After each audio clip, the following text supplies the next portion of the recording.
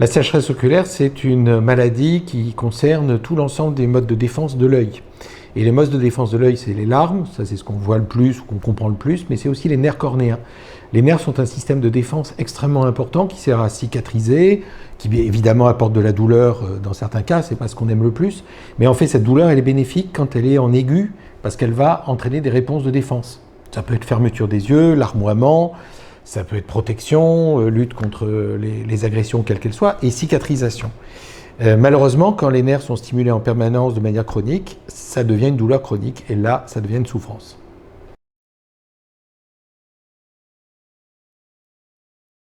Dans les formes les plus graves de maladies cornéennes ou conjonctivales, dans les sécheresses particulièrement sévères, la cornée peut ne plus cicatriser, ne plus être capable de rester transparente, et à ce moment-là, c'est la conjonctive, le tissu qui est environnant de la cornée, qui vient recouvrir cette cornée. Donc, on appelle ça une conjonctivalisation. C'est quand même une forme assez grave parce que autant le rôle de la surface cornéenne est d'être transparente, et l'ensemble de la cornée doit être transparente, autant la conjonctive n'a pas pour rôle d'être transparente. La conjonctive, elle apporte un rôle de défense, elle apporte des mucines, elle participe à la qualité des larmes, elle participe à l'inflammation, mais son rôle n'est pas d'être transparente. Donc quand elle recouvre la cornée, malheureusement, la conjonctive va entraîner une perte de vision, et ça, c'est une complication grave. La rosacée oculaire, c'est une maladie très complexe, une maladie de la peau à la base, mais qui entraîne des réactions inflammatoires. Dans ces réactions inflammatoires interviennent probablement certains germes, certains microbes, peut-être même certains acariens, on parle en particulier du Demodex. Alors la rosacée peut être isolée au niveau de la peau, ça va entraîner des coupes roses, des rougeurs au niveau du nez, au niveau de la joue, mais aussi au niveau des paupières. Et lorsque ça atteint les yeux, on appelle à ce moment-là cette maladie une rosacée oculaire. Dans les formes les plus sévères, il y a une composante immunologique qui se rajoute, une sorte de sensibilisation contre, en particulier, les microbes qui sont le long des cils ou le long des paupières. S'y ajoute aussi une obstruction des glandes chargées de libérer les composants gras du film lacrymal, et l'ensemble va faire une réaction inflammatoire. Ce n'est pas à proprement parler une maladie auto-immune, mais c'est bel et bien une réaction immunologique à des composants qui vont sensibiliser la surface de l'œil. Frontière entre les maladies auto-immunes, comme par exemple la maladie de Gougerot-Sjögren, qui est une authentique maladie auto-immune, ou maladie d'hypersensibilisation microbienne, probablement une forme frontière, quelque chose un peu entre les deux.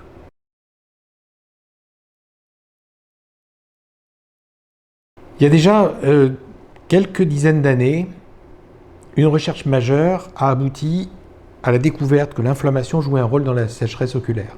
C'était vraiment une découverte importante parce que identifier l'inflammation, c'est traiter l'inflammation. Et traiter l'inflammation, c'est une manière de bloquer le cercle vicieux de la sécheresse oculaire.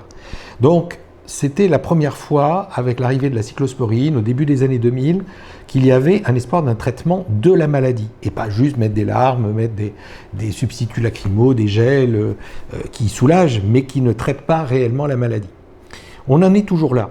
Cette découverte est encore assez frustrante parce qu'il n'y a pas réellement des cyclosporines, il y en a une, mais elle vient d'être déremboursée, il n'y a pas d'autres molécules, donc il y a un champ de recherche infini pour essayer d'identifier cette inflammation et de la traiter mieux ou d'éviter la cortisone qui est par ailleurs toxique.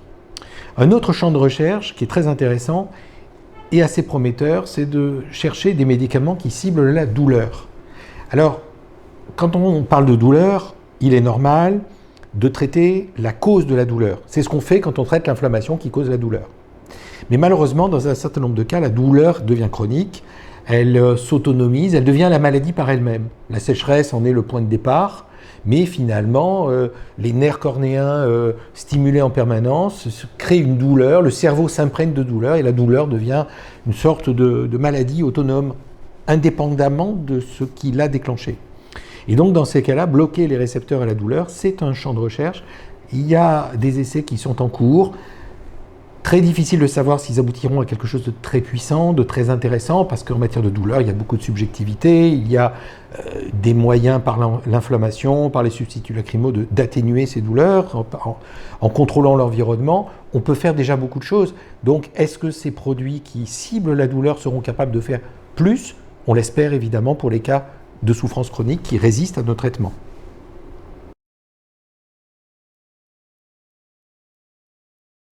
Le Nerve Growth Factor est un facteur de croissance qui nous a donné énormément d'espoir à un moment, mais il faut comprendre qu'il s'adresse à la cicatrisation cornéenne. Il s'adresse à ce qu'on appelle les kératites neurotrophiques. Les nerfs cornéens jouent un rôle dans la cicatrisation, dans la douleur aussi, dans l'inflammation, mais dans la cicatrisation. Si les nerfs cornéens sont coupés par certaines chirurgies, par certaines maladies, l'herpès, le zona vont perturber le fonctionnement des nerfs cornéens. La conséquence, c'est que la cornée ne peut plus cicatriser. Donc elle va développer des ulcères chroniques qui peuvent, dans les formes les plus graves, entraîner des opacités ou même des perforations de la cornée. Ça peut être des maladies extrêmement graves. Et apporter le facteur de croissance qui nourrit les nerfs, qui fait repousser les nerfs, est évidemment quelque chose de très important et un espoir énorme. Alors c'est un espoir qui existe, mais qui est déçu, parce que c'est un produit authentiquement européen, développé par une société italienne, qui a obtenu une autorisation de mise sur le marché, mais qui n'est vendu qu'aux États-Unis, et à des prix absolument exorbitants. On parle là de 100 000 € pour 3 semaines de traitement. Alors, il ne faut pas non plus être trop malheureux, parce que il y a d'autres moyens de faire cicatriser une cornée, même sans avoir du NGF recombinant à 100 000 €. Le sérum autologue, par exemple, c'est quelque chose qui peut beaucoup aider. Des verres scléraux qui arrêtent le contact de la paupière et qui font qu'il n'y a plus de frottement permanent, c'est une manière d'aider.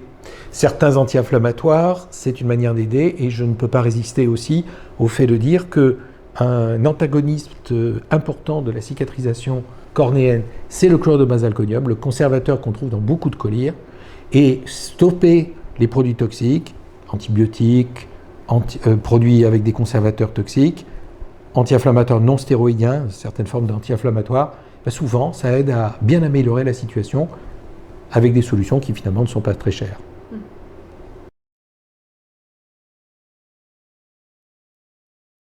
Beaucoup de traitements ont émergé pour soigner les paupières, en particulier les dysfonctionnements mébomiens, les rosacées et certaines blépharites, donc toutes ces inflammations des paupières. Alors ça a commencé par des systèmes qui chauffaient les paupières, qui essayaient de vider les glandes lacrymales qui sont encombrées de graisse, qui ont donc du mal à s'évacuer. Et puis un concept de traitement assez intéressant qu'on appelle IPL, c'est la lumière pulsée de haute intensité, des flashs de lumière, permettent d'améliorer ces situations-là. Alors l'avantage de ces systèmes IPL, c'est que mécaniquement, ça ne crée pas de dommages aux paupières. C'est de la lumière, alors c'est comme un gros coup de soleil. C'est pas très agréable pendant quelques jours, mais finalement, ça se passe très bien. Et il s'avère que ça aide.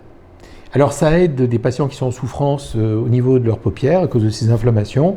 Ce qui est un peu curieux, c'est que finalement, comme on veut éviter que l'œil lui-même soit trop exposé à cette lumière, on ne traite pas l'œil lui-même, on protège l'œil. Et finalement, ce traitement, il a lieu autour des yeux et il est efficace même dans des zones qui n'ont pas reçu directement la lumière. Alors on pense que ça passe par des effets anti-inflammatoires, par la réduction du calibre des vaisseaux qui réduit l'inflammation, et peut-être aussi un effet sur un petit acarien qui adore les paupières et qui aime bien se nicher le long des cils, qu'on appelle le Demodex, qui est un petit acarien tout à fait naturel, très banal dans la peau. Je tiens à dire que pour les personnes qui se verraient dire qu'elles ont du Demodex au niveau des paupières, qu'il ne faut pas ni s'inquiéter, ça n'est pas grave, ça n'est pas contagieux, ça n'est pas la faute de quelqu'un qui a transmis une maladie désagréable, c'est quelque chose de très banal finalement qu'on trouve très souvent dans la peau et donc dans les paupières, mais il peut, sans être grave, entretenir une petite inflammation, et donc ces IPL semblent être des techniques qui ont un impact et qui peuvent améliorer. C'est quand même avant tout pour des personnes qui souffrent avec une origine liée aux paupières et non pas réellement une origine au niveau de l'œil, comme par exemple dans une sécheresse par manque de larmes, comme on peut trouver dans un goujat Sjögren par exemple.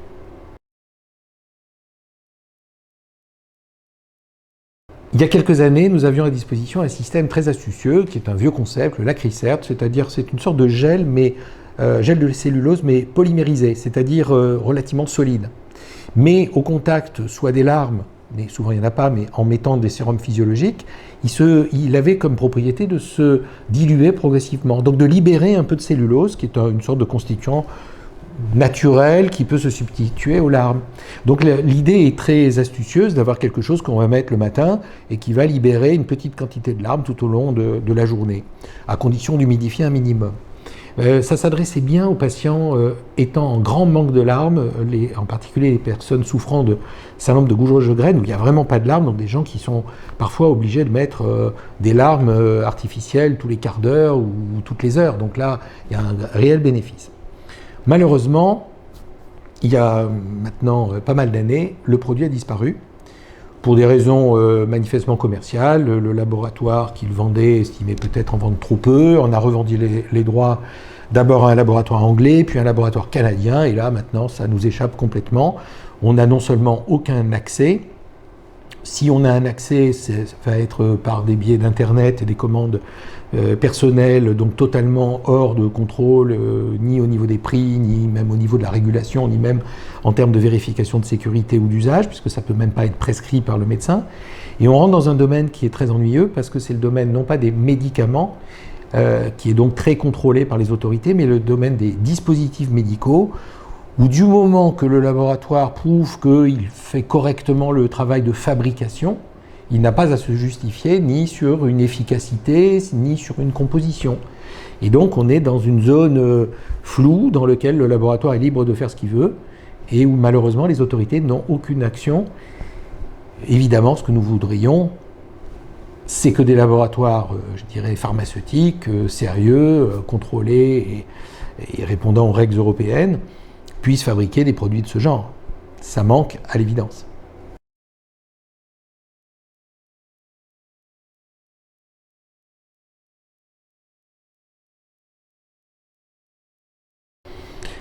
Depuis quelques années, nous avons à faire face à des pénuries de médicaments. Alors c'est quelque chose qui est très choquant quand il s'agit de choses très banales comme du paracétamol ou par exemple dans le domaine de la sécheresse, la vitamine A. La vitamine A sert beaucoup en pommade et malheureusement toutes les pommades, c'est-à-dire grasses, contiennent de la vitamine A ou alors contiennent des choses qu'il ne faut pas mettre sur les surfaces oculaires fragiles comme des corticoïdes ou comme des antibiotiques. C'est pas l'usage, c'est pas le but. Donc on se retrouve avec des pénuries de vitamine A qui sont dues non pas à la pénurie de l'excipient, mais pénurie de la vitamine elle-même. Et il y a d'autres vitamines également qui sont en manque. C'est un vrai problème parce que la pommade à la vitamine A est une vraie aide. C'est pas quelque chose de très agréable parce que c'est gras, mais pour la nuit, le côté gras n'est pas un problème. En revanche, c'est extrêmement protecteur. Et ça, c'est très très agréable pour les patients qui sont en grande souffrance et qui peuvent, grâce à ça, passer une nuit à peu près tranquille ou à peu près normale. Donc évidemment, les pénuries de médicaments touchent beaucoup de monde et nous sommes complètement impuissants par rapport à ça. En matière de médicaments essentiels, la sécheresse est encore un parent pauvre. La cyclosporine n'a pas réussi à être un médicament suffisamment fortement et évidemment efficace, je dis bien d'un point de vue méthodologique, en termes d'essais cliniques, pour pouvoir vraiment devenir le médicament de référence. Il l'est en pratique, parce qu'on en fabrique dans les pharmacies hospitalières, mais on est dans un domaine toujours très difficile où c'est une maladie où on souffre. Et donc dans la souffrance, un substitut lacrymal peut aussi diminuer la souffrance. Parfois, les médicaments, même les meilleurs, je pense à la cyclosporine, peuvent ne pas être suffisamment efficaces. Et puis parfois, la cyclosporine pique. Donc si vous mettez un produit qui pique les yeux, alors que précisément on essaye de soigner une douleur des yeux, ça devient très difficile d'arriver à avoir des comparaisons. Ce manque d'émergence d'un produit vraiment, réellement efficace, de manière en tout cas visible d'un point de vue méthodologique selon les standards d'évaluation des médicaments, fait que effectivement il n'y a pas de médicaments parmi les grands médicaments ou les médicaments de référence. Il n'y en a pas en ophtalmologie concernant la sécheresse oculaire. Évidemment, c'est bien regrettable.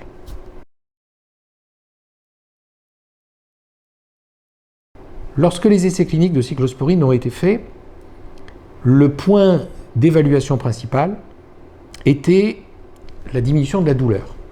Et le point secondaire était l'évaluation de la cornée. Il a semblé d'un point de vue méthodologique plus simple, il faut se mettre dans le contexte de la mise au point des essais cliniques, c'est-à-dire c'est 10 ans avant les résultats. Le choix a été fait. À la sortie, 2 études cliniques ont montré exactement les mêmes résultats. Une supériorité insuffisante ou légère par rapport en termes de souffrance par rapport au véhicule. Le véhicule, c'est un substitut lacrymal, et le véhicule de la cyclosporine est un substitut lacrymal qui est commercialisé et qui est un substitut lipidique qui a fait la preuve d'une certaine efficacité. Donc la cyclosporine, par rapport à ce véhicule, n'a pas montré un soulagement très marqué. Mais en revanche, la cyclosporine a montré une très nette supériorité dans les 2 études faites de la même manière, donc a bien confirmé que ce n'était pas lié au hasard, sur la cornée. L'Europe a considéré que même si le point de référence principal de ces études n'était pas atteint, la supériorité en matière d'amélioration de la cornée était suffisamment nette, d'une part, et confirmée par 2 études qui disaient exactement la même chose, faites de manière indépendante, pour autoriser la mise sur le marché de la cyclosporine. Et au passage, donc, tous les pays, un remboursement. Les autorités françaises ont considéré que le fait de ne pas avoir atteint le niveau numéro 1, qui était le soulagement des symptômes par rapport, non pas par rapport à rien, mais par rapport au véhicule, c'est-à-dire à l'excipient, qui est un produit lipidique qui lui-même soulage des patients, les autorités ont considéré que ce n'était pas suffisant et ont déremboursé le produit, qui a donc disparu, et la revue Prescrire a suivi ces recommandations. Je n'ai pas de jugement à donner, c'est comme un jugement, mais je continue à penser qu'une cornée qui s'améliore, c'est très important. Et pour finir avec le produit en question, le substitut lacrymal, il a montré qu'il était non inférieur, c'est-à-dire équivalent en efficacité à l'acide hyaluronique de référence, qui est le produit le plus utilisé. Donc quelque chose qui fait aussi bien que le produit référence en matière de douleur, c'est pas mal, et quelque chose qui fait beaucoup mieux en matière de protection de la cornée, en tant que spécialiste de la cornée, j'estime que c'est bien. Mais je ne peux rien contre ce jugement. Lorsque les autorités françaises ont décidé de ne plus rembourser Ikervis, la cyclosporine autorisée en Europe et qui était remboursée depuis plusieurs années ou qui était utilisable dans le cadre d'une autorisation temporaire d'utilisation, en tout cas qui était accessible, eh bien ils ont rendu le produit extrêmement cher, peu accessible parce que de toute façon le laboratoire sait qu'il n'y a pas de marché à partir du moment où le produit n'est pas remboursé. Donc tout s'est répercuté sur les pharmacies hospitalières qui jusqu'alors fabriquaient de la cyclosporine, mais ne fabriquaient pas de la cyclosporine à la même concentration, considérant qu'il y avait une forme commerciale. Et donc nos pharmacies hospitalières, je pense à l'équipe de Cochin ou à notre équipe au 15-20, travaillaient déjà énormément pour fournir de la cyclosporine à 2% contre les rejets, à 0,5% contre certaines formes d'allergie, à 0,05% pour les sécheresses lorsque le 0,1% commercialisé n'était pas bien toléré. Donc il y avait déjà beaucoup de fabrication. Et d'un seul coup, il y a une demande sur les quelques pharmacies hospitalières qui en France fabriquent de la cyclosporine, donc elles ne sont pas nombreuses, toute la demande de tous les gens qui étaient sous Ikervis et qui se trouvent démunis. Et c'est un véritable problème, et je prends la défense de notre pharmacie au 15-20 qui fait tout ce qu'elle peut, mais il y a un moment où quand il y a trop de demandes, ça devient impossible.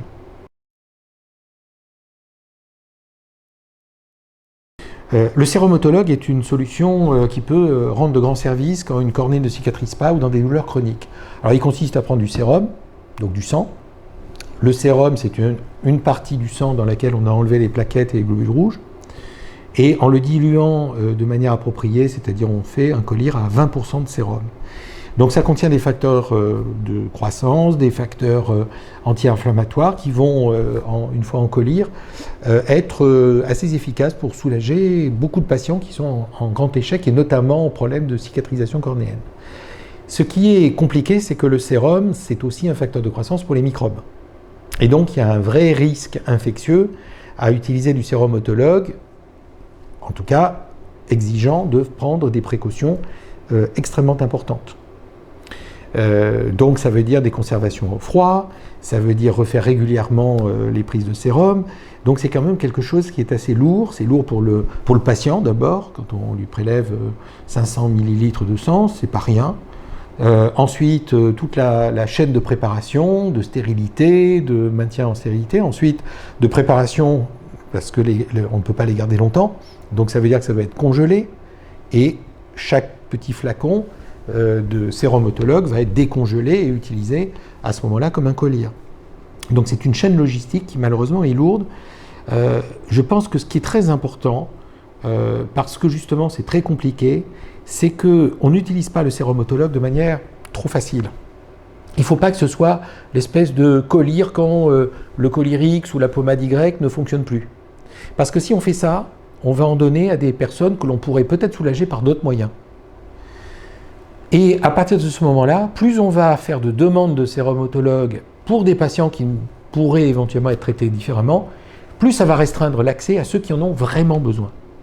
Je pense qu'une éducation à la fois des ophtalmologistes qui parfois trouvent que sérum autologue finalement c'est assez facile, on le prescrit et puis c'est quelqu'un d'autre qui s'en occupe, et pour les patients qui, parce qu'ils souffrent, sont évidemment en demande de quelque chose de plus important, il y a peut-être là quelque chose à faire pour expliquer que sérum autologue, ça doit se restreindre aux patients qui ont les formes les plus ennuyeuses en matière de cornée, cicatrisation cornéenne, ou de douleurs chroniques, douleurs neuropathiques, où là, effectivement, ça va vraiment aider.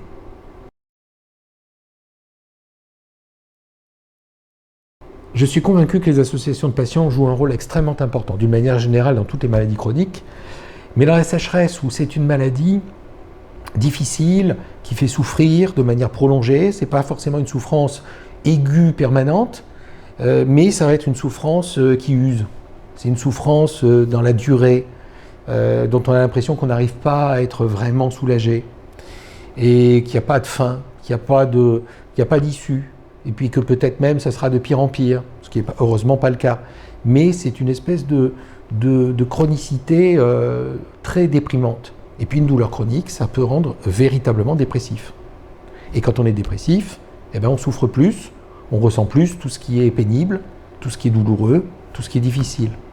Je crois qu'il est extrêmement important que les associations de patients permettent à d'autres patients de montrer qu'ils ne sont pas seuls, que quand on leur dit « Ah, c'est dans la tête, ah, c'est encore vous qui vous plaignez, ah, vous avez encore mal, ah bon, ça ne marche pas, oh, bah essayez ça », une forme de rejet. Nous avions fait des enquêtes de qualité de vie. Ces enquêtes de qualité de vie montraient que les patients qui avaient une sécheresse oculaire se sentaient rejetés par leur entourage dans 80% des cas, et par leur médecin dans 50% des cas. C'est énorme. Donc, de leur montrer qu'il y a d'autres personnes qui souffrent, certains ont trouvé des moyens, certains peuvent contrôler leur alimentation, parce que ça peut jouer, contrôler leur environnement, se rassurer, montrer qu'ils ne sont pas seuls, ça peut énormément aider. Je suis convaincu que là, le partage d'informations entre patients est quelque chose d'extrêmement rassurant.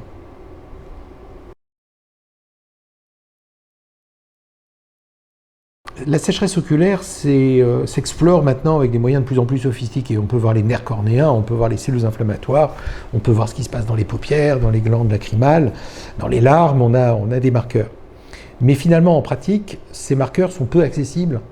La plupart des ophtalmologistes n'ont pas accès à ces techniques. Je crois qu'il est très important de communiquer, d'expliquer aux ophtalmologistes que finalement, des questions, ça aide énormément. Écoutez les patients. Un patient que l'on interroge et à qui on pose les bonnes questions. Pas est-ce que ça fait mal et puis prenez ça comme goutte. Non, il y a beaucoup de questions que l'on peut évoquer. Déjà, quel type de douleur?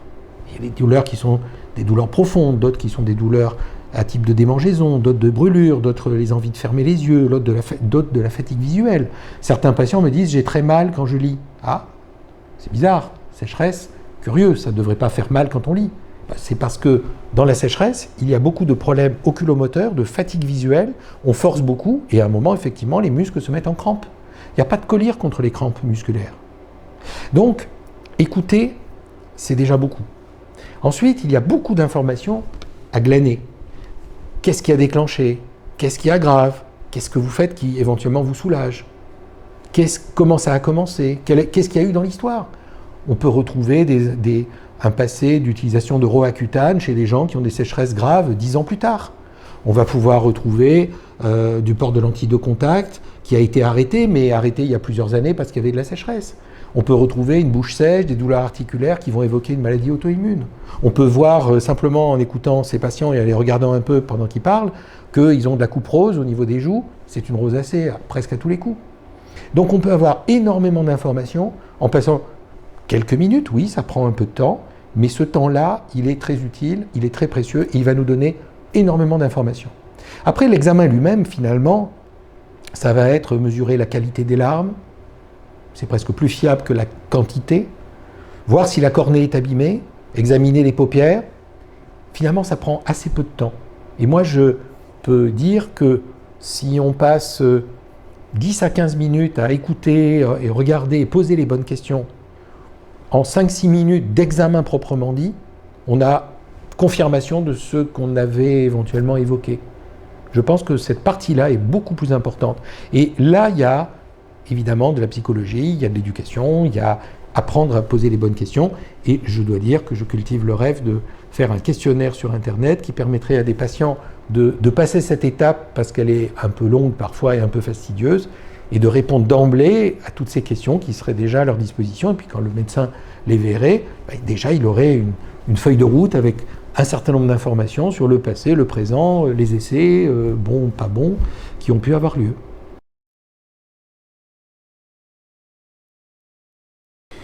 La sécheresse oculaire, c'est une souffrance chronique.